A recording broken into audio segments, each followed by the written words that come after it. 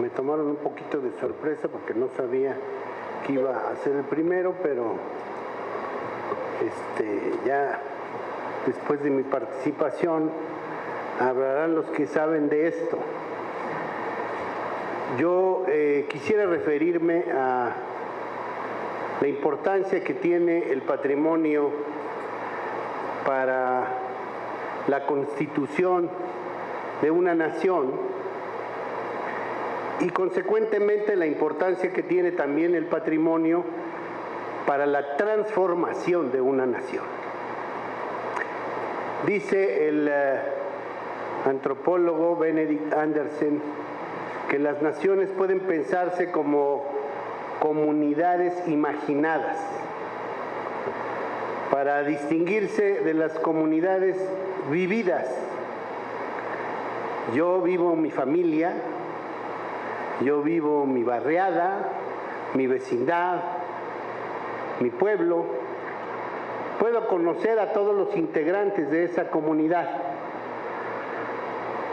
Alguien puede conocer a todos los integrantes de un pueblo de 2.500 habitantes. Alguien puede conocer a todos los integrantes de una escuela de 2.000 estudiantes.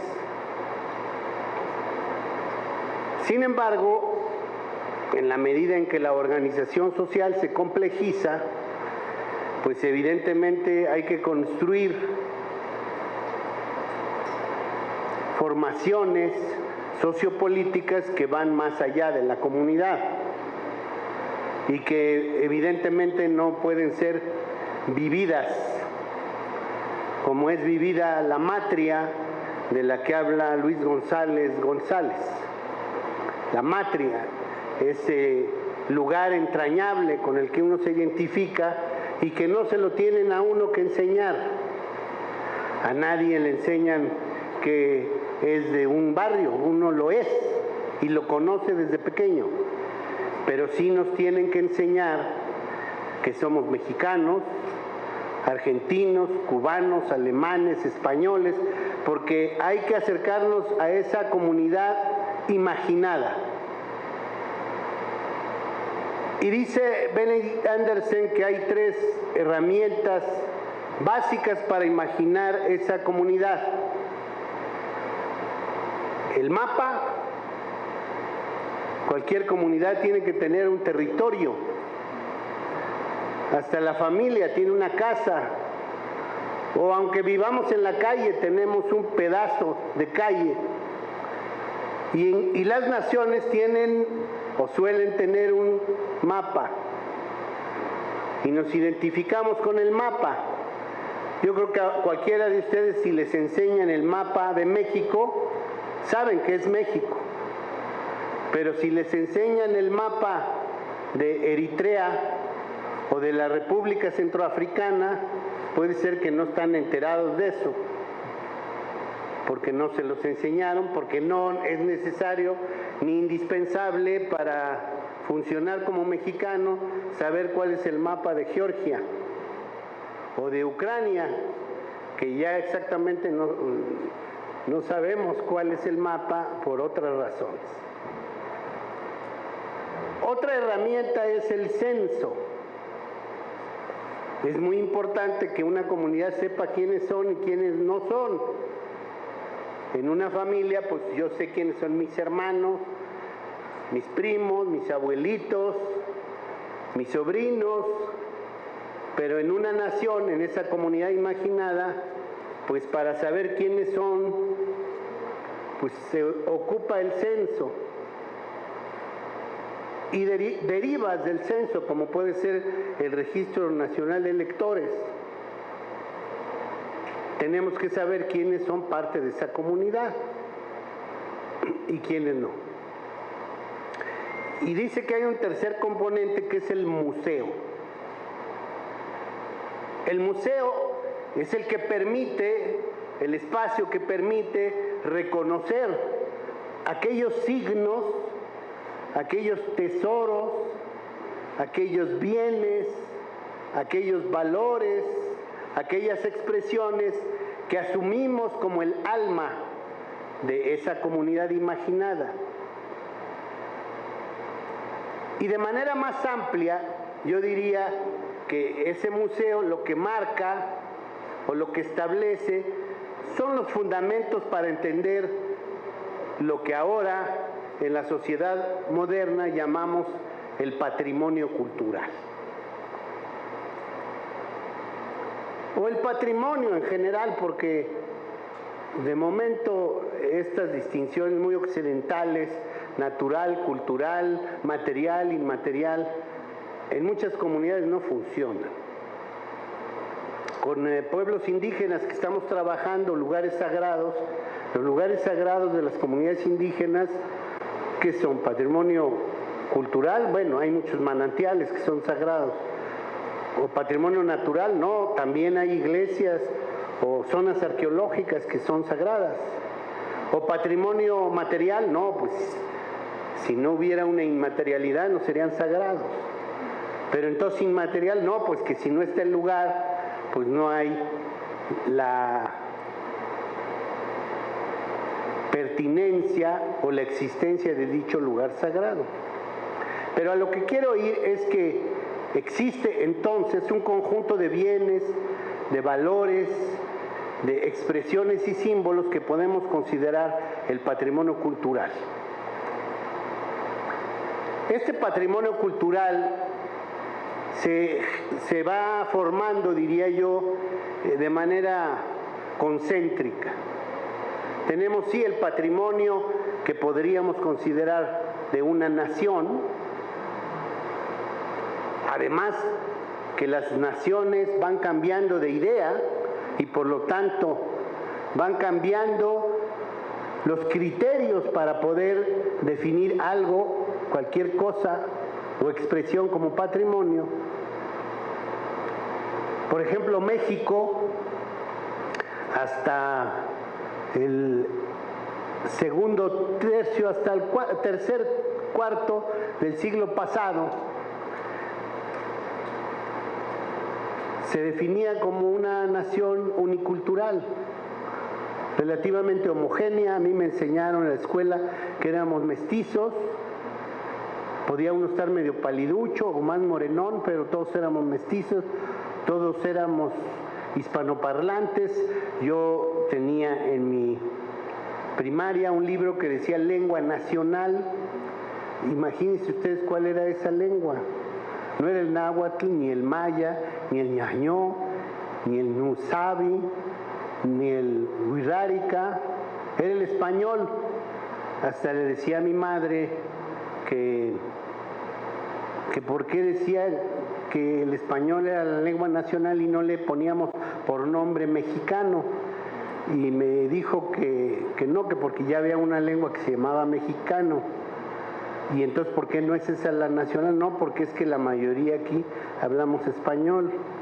Entonces no me quedaba claro que nos habíamos independizado de España, pero que nuestra lengua nacional era el español. A lo que voy es que México, a partir de los últimos años del siglo pasado, transforma radicalmente su definición, y se define desde entonces como una nación pluricultural cuya condición se sustenta originariamente en sus pueblos indígenas. Y eso varía, porque entonces cualquier noción de patrimonio tiene que considerar esa pluriculturalidad.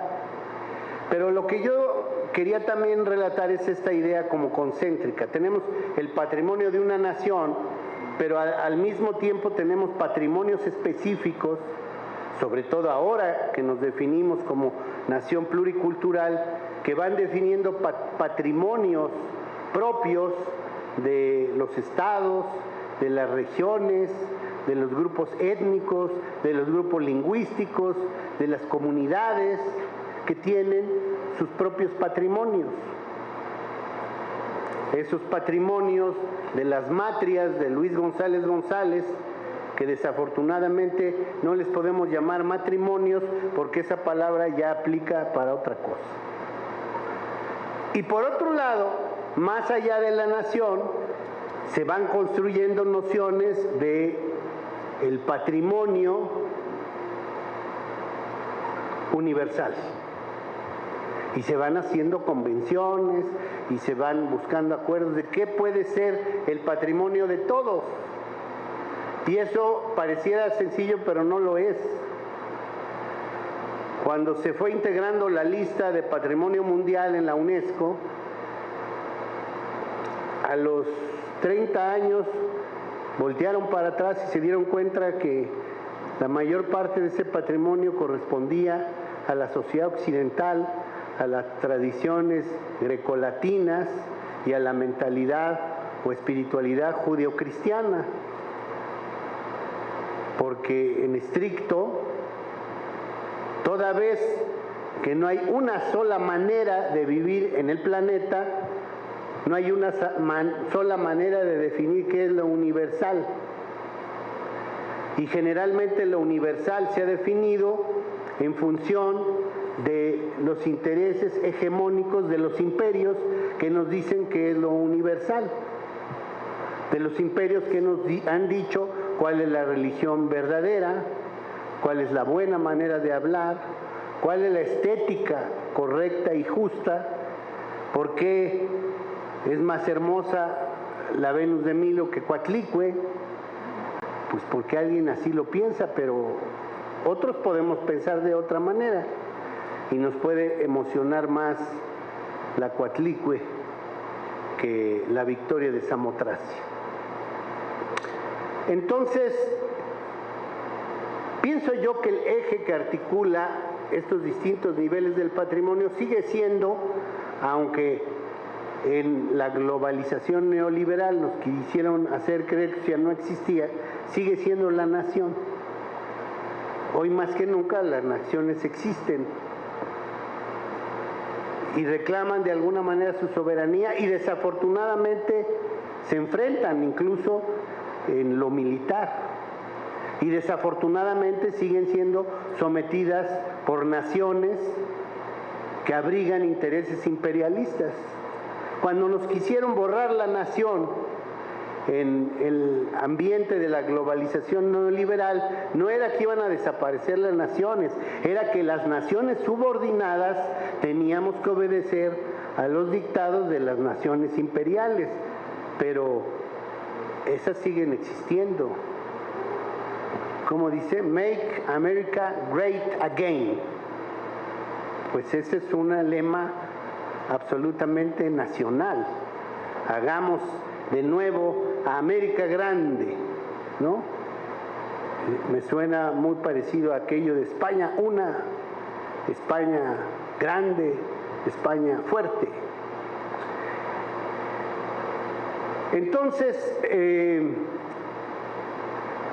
la medida en que la nación como comunidad imaginada es lo que de manera básica articula lo que llamamos patrimonio cultural, como también suma de patrimonios e identidades más particulares y como componente de una aspiración a la idea de un patrimonio mundial o de unos patrimonios mundiales, es claro que en la medida en que las naciones y nuestro país se transforman también sus nociones de patrimonio.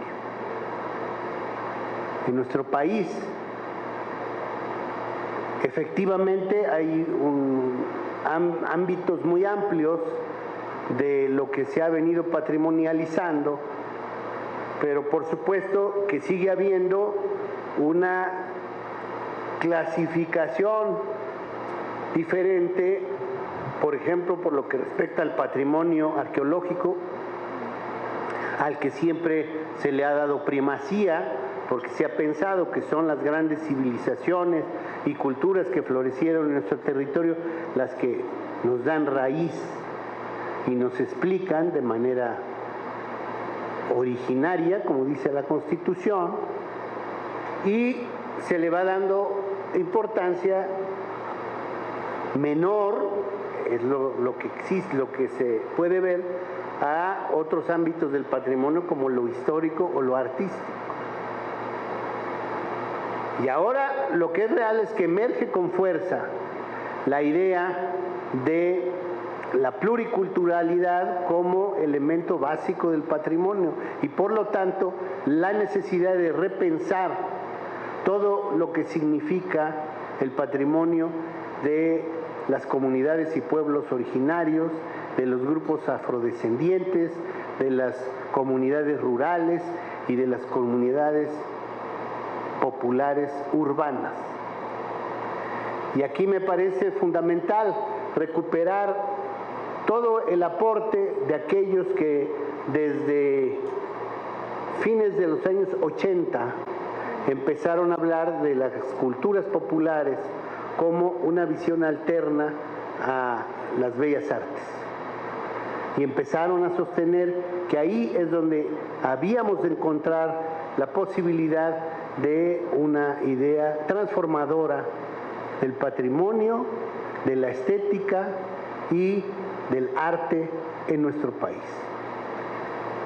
Por eso, y terminaría con eso, estamos nosotros determinados a cambiar el sentido de las salas que en el Museo Nacional de Antropología hablan de nuestra diversidad cultural. Ya no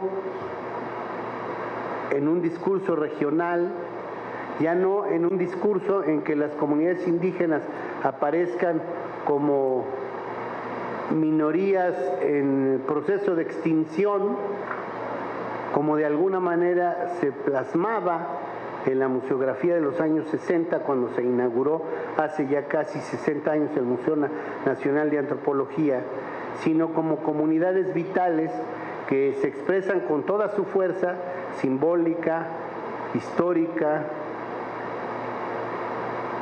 cultural y espiritual, se expresan en todos los ámbitos del quehacer social. Esa es un poco la idea que queremos dar y regresar también a, otra vez, dejar atrás esos diferenciaciones, ¿no? Esos compartimentos estancos entre lo cultural, lo natural, lo material y lo inmaterial, por lo que me parece muy importante todo lo que están trabajando muchos compañeros del INA, de la UNAM y de otras instituciones alrededor del patrimonio biocultural. No podemos pensar en que se sustente ningún patrimonio cultural si no buscamos la sustentabilidad de las comunidades y del crecimiento económico en no solo nuestro territorio, sino en el territorio del planeta, porque cada vez más el tema del patrimonio, recordemos esta aspiración a pensar un patrimonio mundial, cada vez más el tema del patrimonio es un tema que nos tiene que llevar también a cuestionar cómo debe ser la convivencia entre sociedades, naciones y formaciones estatales en un mundo en el que podamos superar los grandes flagelos de la guerra, de la miseria, de la exclusión de la gran mayoría de la población del planeta en relación con las oportunidades del desarrollo y de las amenazas a la sustentabilidad de la vida humana a escala planetaria. No en balde, creo que ya nos estamos dando cuenta en la vida real de que el calentamiento global es de a de veras. Gracias.